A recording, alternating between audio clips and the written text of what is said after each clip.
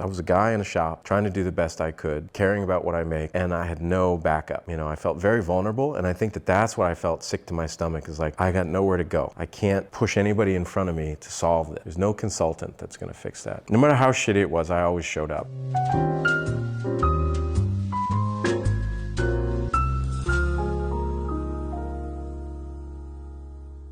I'm Michael Joy. This is a long, short story. Under our header, Absolute Joy. I take a deep breath because the story I want to tell, it's not that it's that spectacular, but for me, it had a great impact. What it was is there was a program called Gallery 37, and the city had endowments. They had a children's program to create this mural. It was maybe 12 or 13 panels that were maybe the size of 2/3 of this table. And they were these organic panels, and they kind of fit together like a puzzle piece, you know, one wrapped around the other. It was kind of blobby and cartoony. But for me, I was very happy to have the job. It was a great job because I had the mold and the casting, and because I could do a cold casting that was with the 4-ton MG with the infused copper powder with a patina. A patina is a chemical, a liquid chemical that you can apply to a metal that creates a reaction. It creates an oxidizing reaction. And a patina in this instance was green. It was verdigris. It's a way to make something look antique. The ultimate destination was a women's shelter downtown, and the goal was to have this very long mural on this big open brick wall at the front entrance. They brought the sculptures to my studio.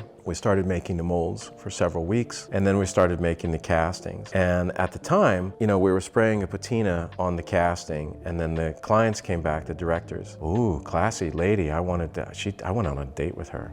She spoke like 6 languages. She was, anyways, I forgot about her. What was her name? Anyways, they all wanted to have the sculpture be more verdigris green. So I kept putting on more and more patina. Finally, they're like, that's it. So I sealed it up, and then they picked up the sculpture, and the sculptures were being installed into the wall. And I'd put these stainless steel pins on the back so that they could epoxy these into the wall. No big deal, they install it, it's great. The reveal, the dedication of the new building is coming up, and the mayor is gonna present that. The day or two before, I get a call, and they said, Michael, the patina is running off of the mural down the wall and onto the sidewalk. And it's this big green thing. And what it was, no matter how shitty it was, I always showed up. I'm like, I'll be right there. So I got in the car, and I just remember driving like this down Lakeshore Drive. You know, what am I gonna do? You know, I was like depressed in the car. And I got there, and it wasn't as bad as it sounded it was gonna be. And I'm like, you guys, there's nothing I can do. I'm like, they're epoxying onto the wall. What do you want me to do? And they're like, we don't know. What do you? I'm like, wash the wall, wash the sidewalk, because it rained the night before. And I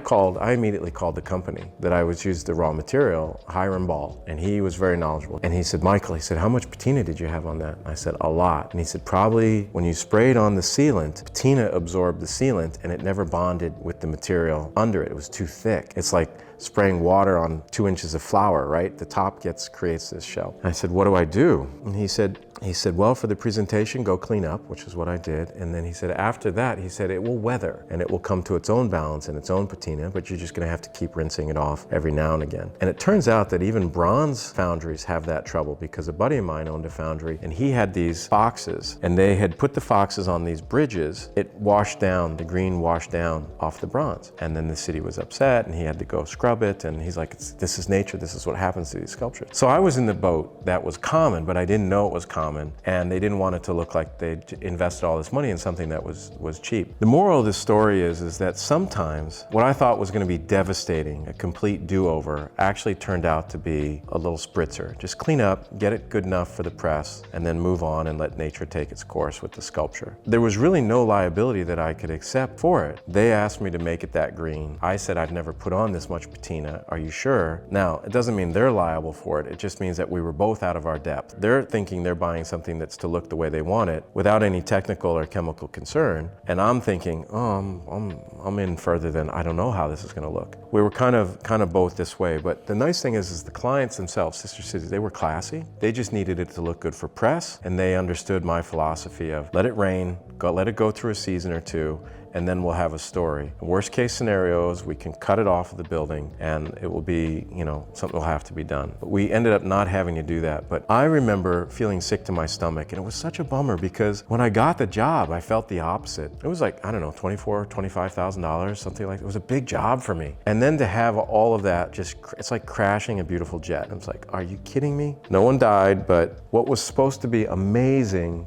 What happened? I made the mold right, I did the casting right, the installation was right, da da da da da. So you can't always see what's coming. This was a vulnerability that I had in business because I was the business. I think my sister helped me cast that, but I didn't have a boss to go to. I didn't have a legal department. I didn't have any of these things. I was a guy in a shop trying to do the best I could, caring about what I make, and I had no backup. You know, I felt very vulnerable, and I think that that's what I felt sick to my stomach, is like, I got nowhere to go. I can't push anybody in front of me to solve it. There's no consultant that's gonna fix that. And I had that feeling again and again and again for very different reasons in my business. And I think that that was a part of, I was ambitious to take jobs that I'd never done before, and yet I paid a price in some way for doing a job that I'd never done before. I don't think it was healthy for me. I think it created a lot of what I call BTSD, business traumatic stress disorder.